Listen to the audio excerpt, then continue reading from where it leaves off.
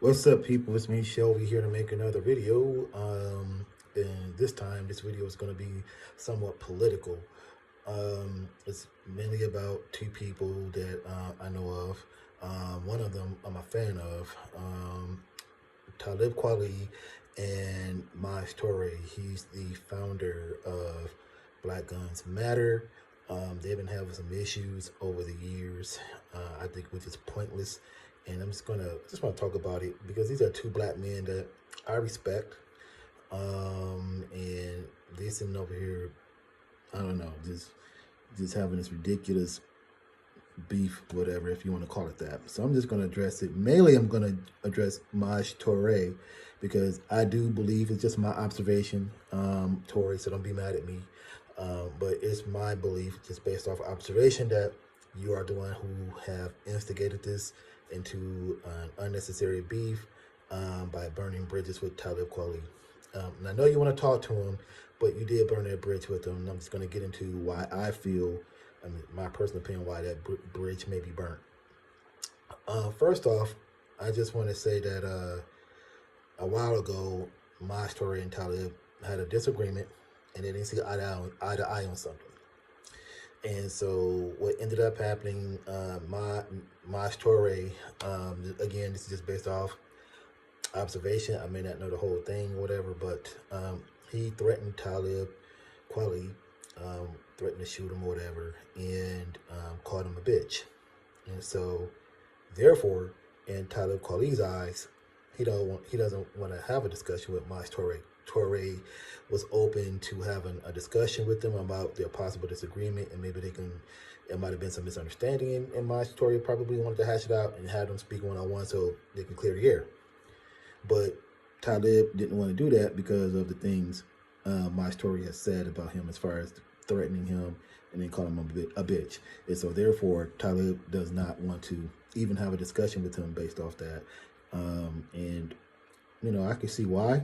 But for that bridge is burnt, and it's sad to see that because these are two black men who do a lot of good things, especially Talib Kweli on the artistry side, and you have Majtoure, who's educating the black community on firearms, Second Amendment, the right to bear arms, and things like that. So, and I'm 100% behind Majtoure when it comes to that.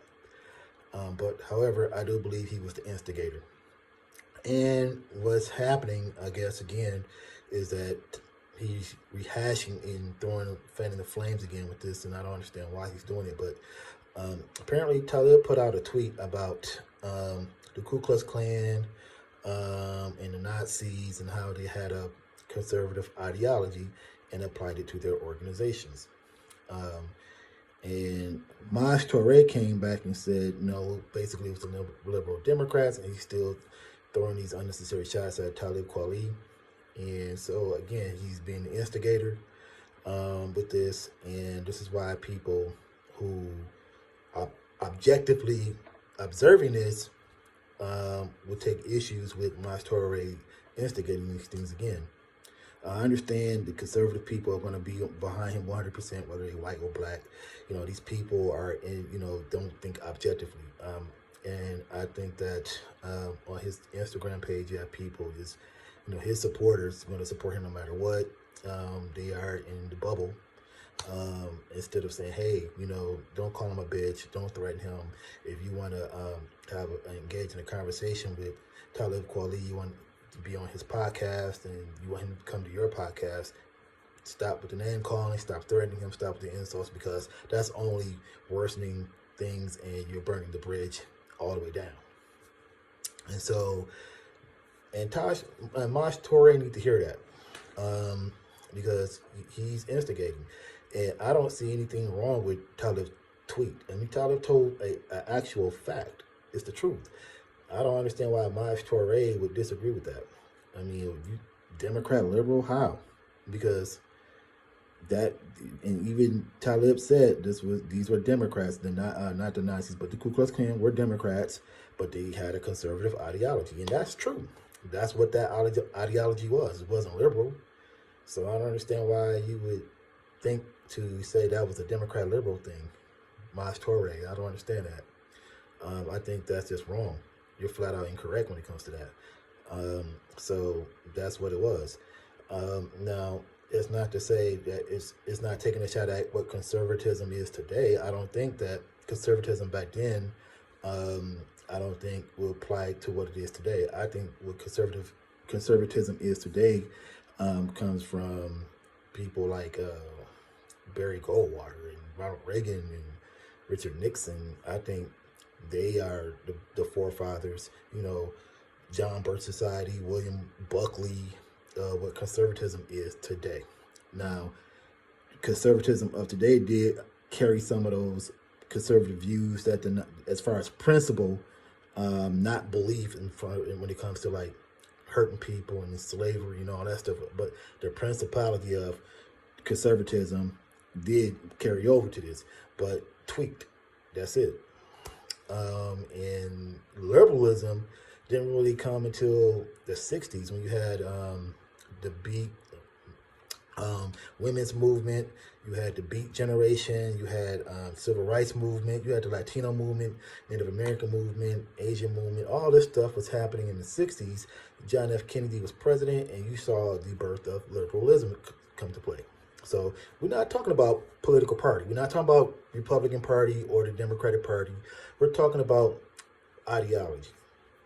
And so, and that's when liberalism came into play. Conservatism, as we know it today, came from Barry Goldwater, Ronald Reagan, Nixon. But the conservatism, when the Ku Klux Klan and the Nazis formed, they had those principles in place and applied that to their organization.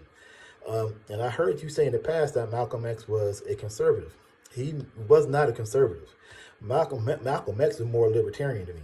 He didn't give a fuck about the Republican Party or the Democratic Party.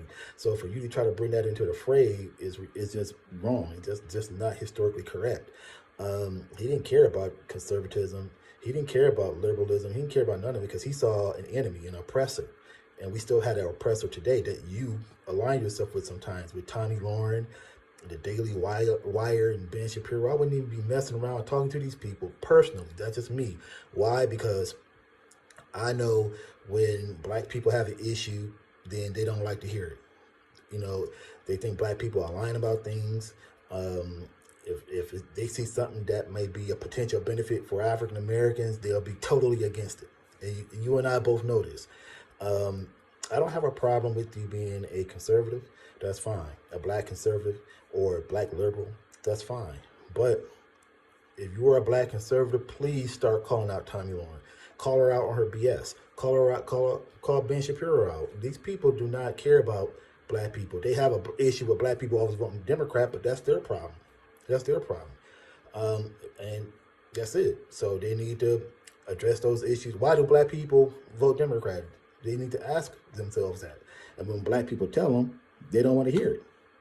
So, and you, as if you are a black conservative, I don't know if you are or not, but if you are, you need to call these people out for their BS. I ain't trying to.